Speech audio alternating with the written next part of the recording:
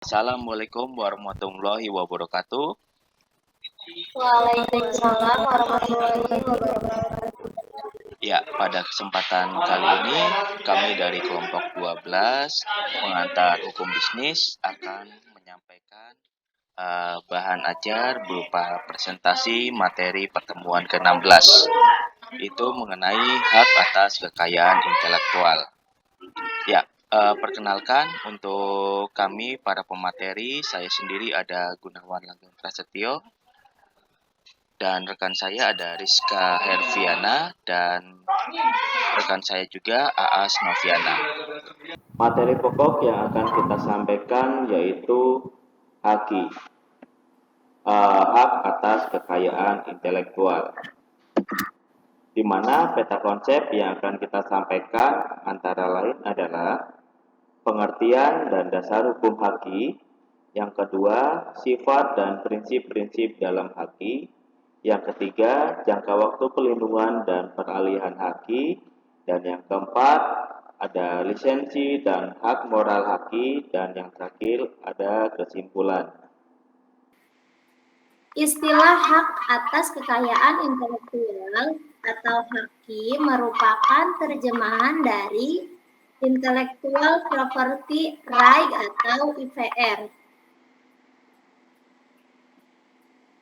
Pengertian Intellectual Property Right sendiri adalah pemahaman mengenai hak atas kekayaan yang timbul dari kemampuan intelektual manusia yang mempunyai hubungan dengan hak seseorang secara pribadi, yaitu hak asasi manusia atau human right. Secara garis besar, hak atas kekayaan intelektual dibagi dalam dua bagian, yaitu hak cipta atau copyright. Yang kedua, hak kekayaan industri atau industrial property right. Hak cipta atau copyright adalah hak cipta yang dilekatkan terhadap sebuah karya untuk melindungi dan mempatenkan karya serta pemiliknya.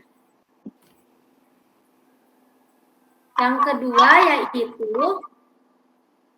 hak kekayaan industri atau industrial property right, yang mencakup satu, paten atau patent. Yang kedua, desain industri atau industrial design.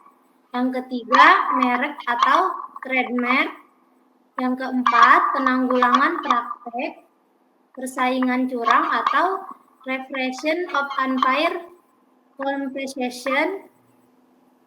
Yang kelima yaitu desain tata letak sirkuit terpadu atau layout design of integrated circuit. Yang keenam yaitu rahasia dagang atau trade secret. Dasar hukum atau peraturan perundangan tentang HAKI di Indonesia dimulai sejak masa penjajahan Belanda. Adapun pengaturan HKI di Indonesia saat ini adalah dengan undang-undang sebagai berikut.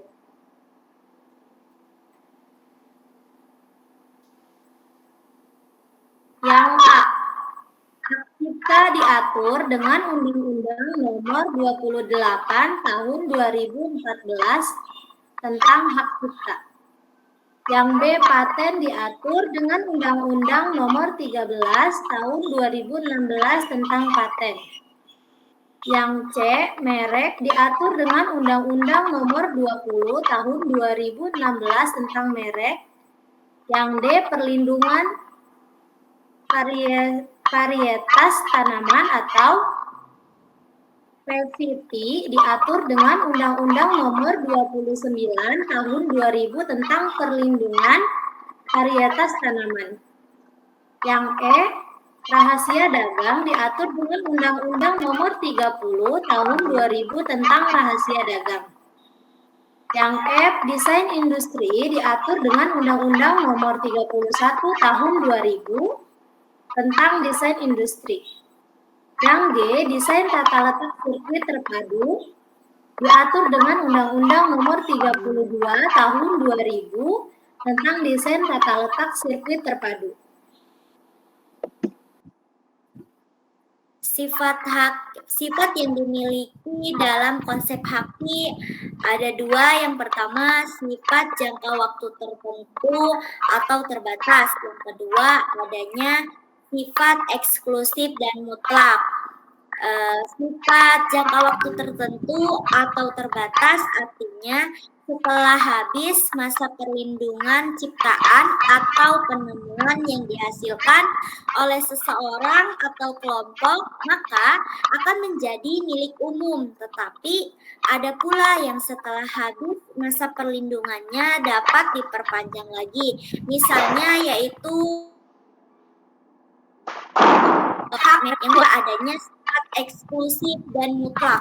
Maksud di sini yaitu hak hasil temuan atau ciptaan yang dihasilkan seseorang maupun kelompok tersebut dapat dipertahankan apabila pihak lain yang melakukan peniruan maupun penjiplakan terhadap karyanya.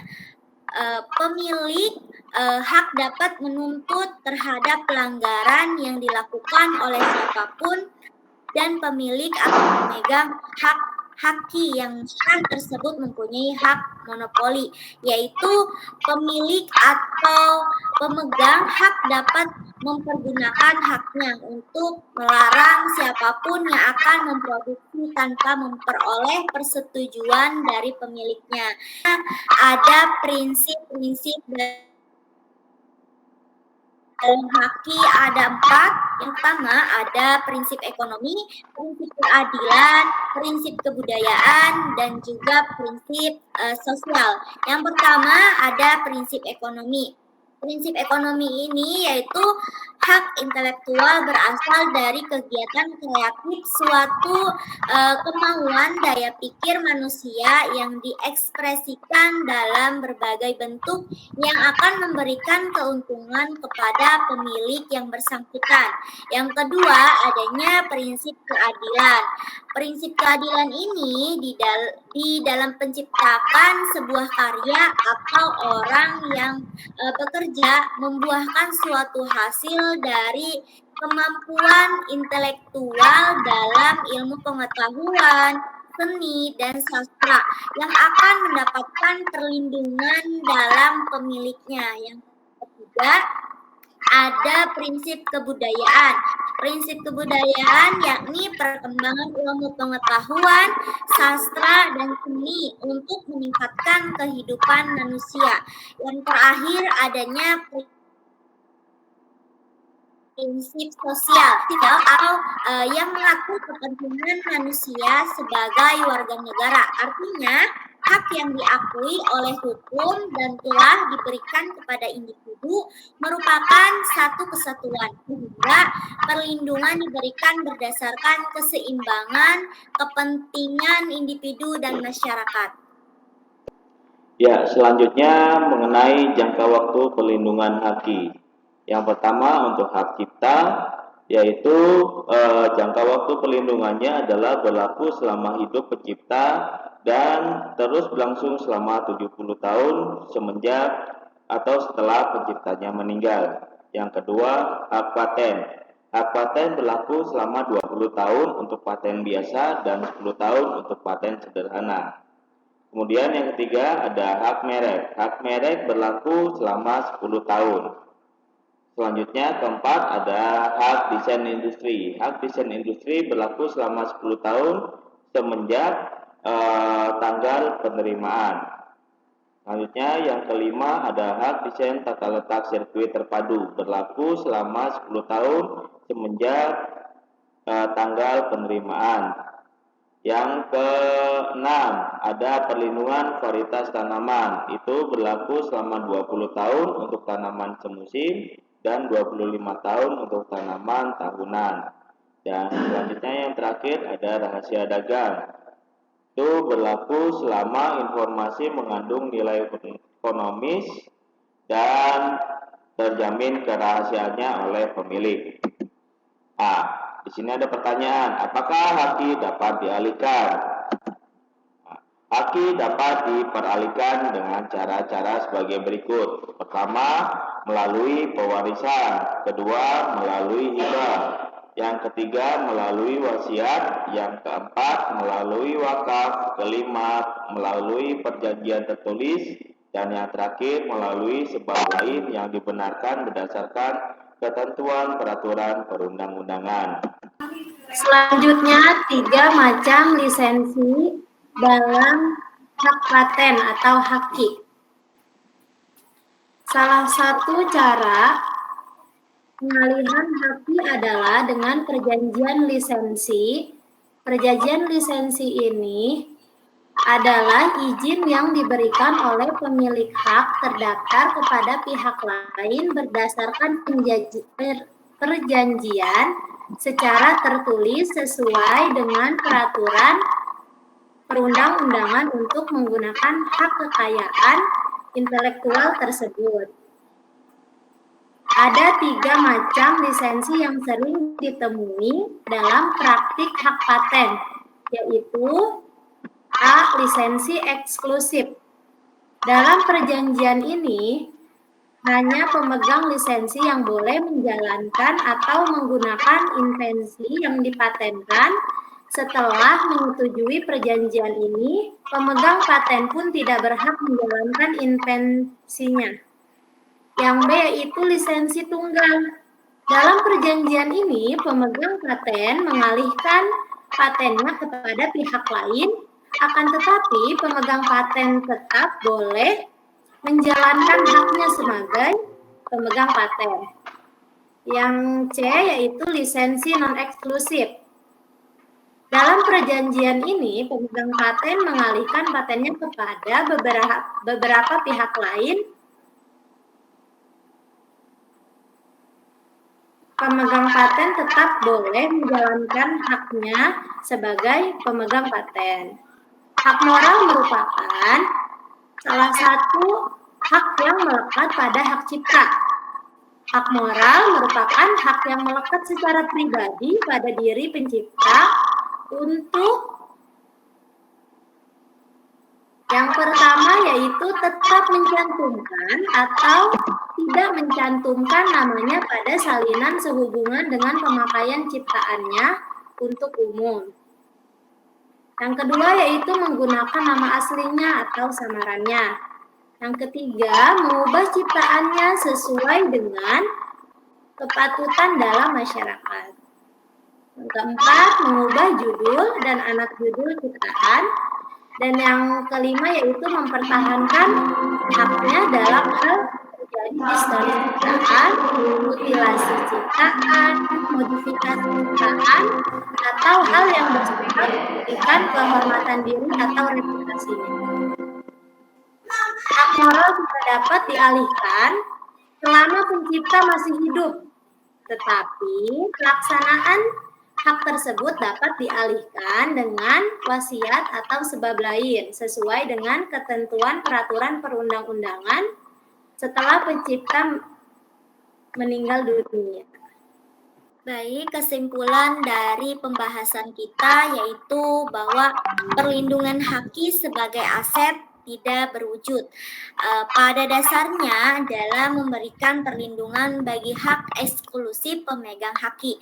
Hal ini telah diatur dalam peraturan perundang-undangan yang berlaku di Indonesia, yang sebelumnya harus memenuhi beberapa persyaratan material untuk memperoleh perlindungan tersebut, yang antara bidang haki satu dengan bidang haki lainnya yang berbeda-beda menurut ketentuan yang berlaku dan juga harus melalui prosedur pendaftaran.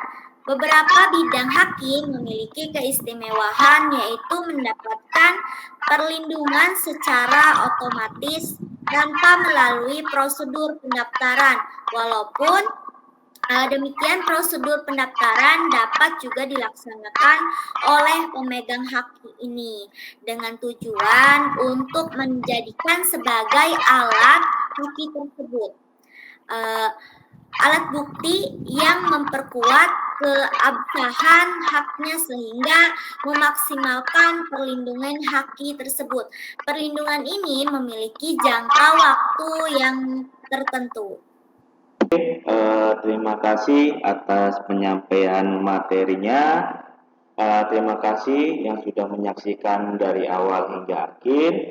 Untuk materi, kalian juga dapat melihat dan membacanya melalui modul yang terdapat pada LMS Universitas Pamulang, mata kuliah pengantar hukum bisnis pada pertemuan ke-16. Akhirul kalam, kami ucapkan wassalamualaikum warahmatullahi wabarakatuh. Terima kasih.